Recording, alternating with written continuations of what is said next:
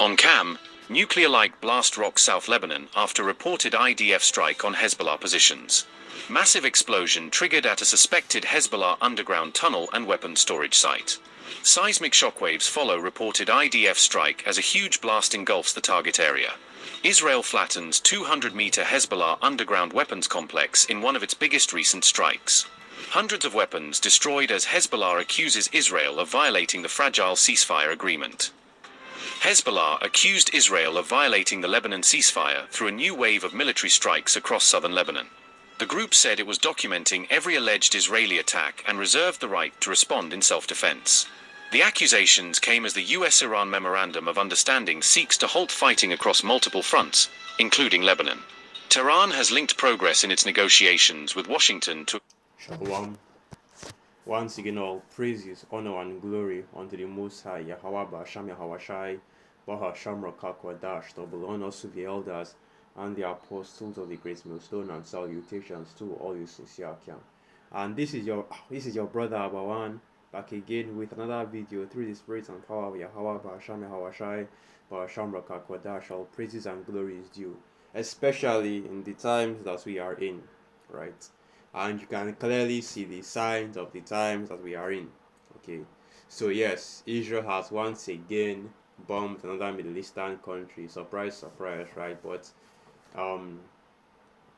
basically, man, this is just going into once again Bible prophecy, and it's all coming to pass, man. It's all coming together, right? Your algorithm for World War III, Bible prophecy, and I have so many precepts I want to go to. So let me just stop talking and get the precepts. All right, so let's start in the book of Matthew, the 24th chapter, of course. So this is the book of Matthew 24 verse 6. And you shall hear of wars and rumors of wars. See that ye be not troubled, for all these things must come to pass, but the end is not yet. For nation shall rise against nation, and kingdom against kingdom, and there shall be famines and pestilences and earthquakes in diverse places, right? And it's funny because the bomb that was dropped by Israel in Lebanon was so heavy that there was an earthquake warning, right? Because the bomb was basically, that's how heavy the bomb was. It basically, was shook the ground like an earthquake, right? But yeah, and the reason why I'm even going into this isn't even because of the humanity, right? Israel dropped a bomb on Lebanon. No, it's because this is exactly what you have come to expect from this kingdom, right? From Esau, Edom, the so-called red man. While these devils are signing a treaty, a peace treaty, right? A ceasefire treaty, right?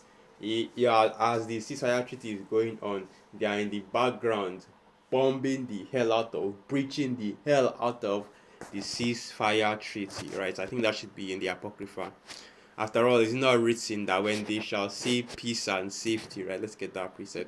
Because this is what Esau does, man.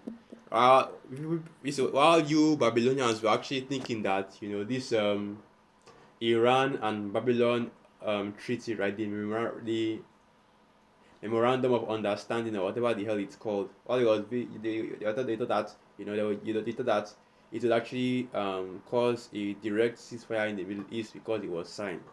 But what you don't realize is that America, Babylon the Great, and especially the state of Israel has no intention of honoring any peace treaty that they sign, because these devils are not just, okay. They do not follow their own laws. They do not keep their own word or covenant, right?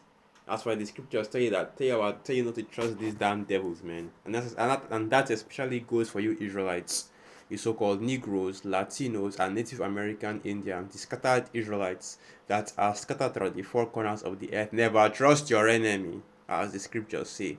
Now this is the book of 1 Thessalonians 5 verse 3. For when they shall say peace and safety, then sudden destruction cometh upon them as travail upon a woman with child, and they shall not escape. Right. And while you're signing your peace treaty, all that peace treaty signing really is just for you to let your guard down, so that these devils can at the last show that his rust hath not been altogether wiped away. Now this is the book of Ecclesiasticus 12 verse 10. Never trust thine enemy, For like as iron rusteth, so is his wickedness can. And just from this first verse, you already know that it is speaking of Esau, Edom, right? Because who else can be the wicked on the earth? Okay.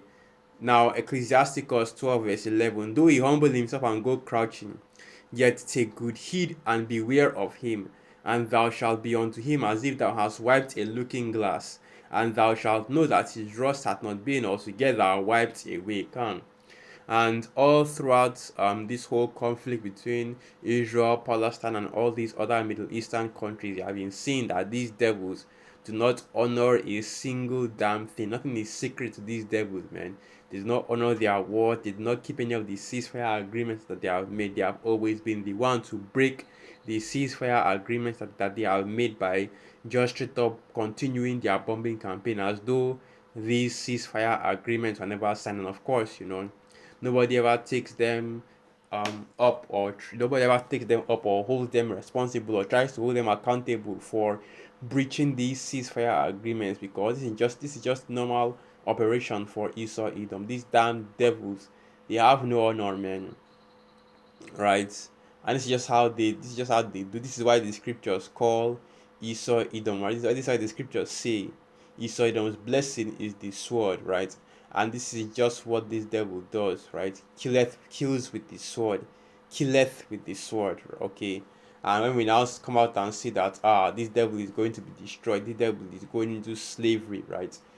You still have some of these mind fucked, hapless, smooth brain jakes that still want to try and advocate for Esau. How can you say that Esau is not going into slavery? Esau is going to be delivered after the way that he has conducted himself on the earth, after the way that he has destroyed the earth and destroyed the people of the earth, especially the Israelites, your so-called Negroes, Latinos, and Native American Indians, the scattered Israelites that are scattered throughout the four corners of the earth. Because let's not forget, right?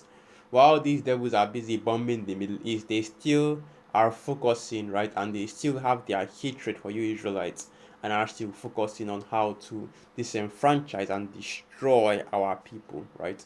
But you still have these dumbers, two-third Jakes, these two-third Israelites that still want to have mercy, have pity on Esau, Edom, the damn devil. Now, continuing on. Okay, I've already gotten everything I want to get out of here, right?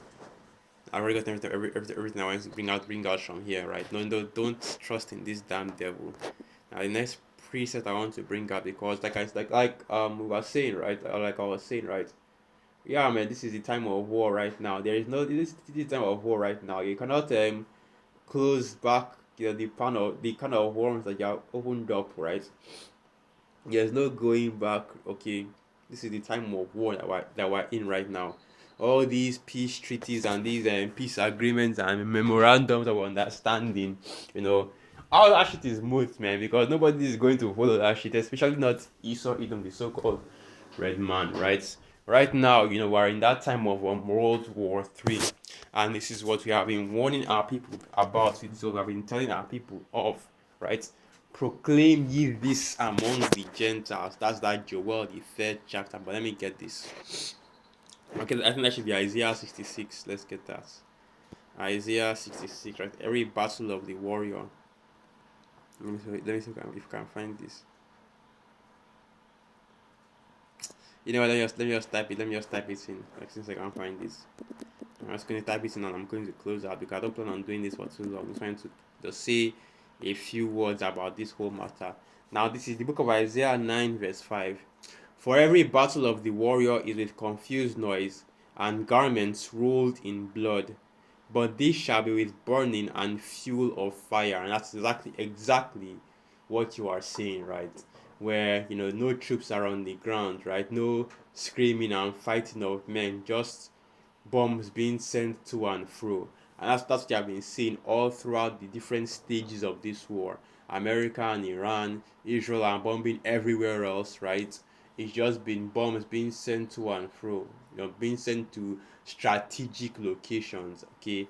And that's just an insight into how the destruction, right, will take place as well when Allah Yahweh returns, because the same thing will be seen, burning and fuel of fire, and it will be the ultimate destruction, because the destruction, the nuclear destruction of America, Babylon the Great, and the state of Israel is still very much on the table, right?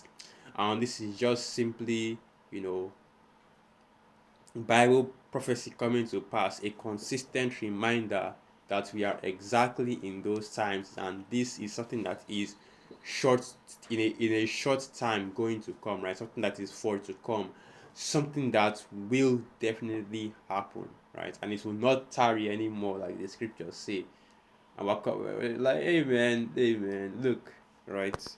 And I was even seeing some reports about how Israel basically after killed some Palestinian soccer football players, can't even say soccer, right?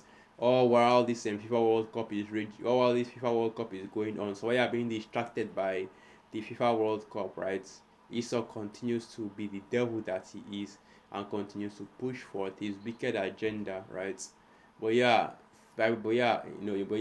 once again, you see that the things that are happening, okay, these are all a part of Bible prophecy, right? As the scriptures say, Jerusalem shall be trodden down of the Gentiles until the time of the Gentiles be fulfilled. Because even because that's what's going on right now with these small hearts, right? Surely, let's get that. Let me get this said first. I do, yeah.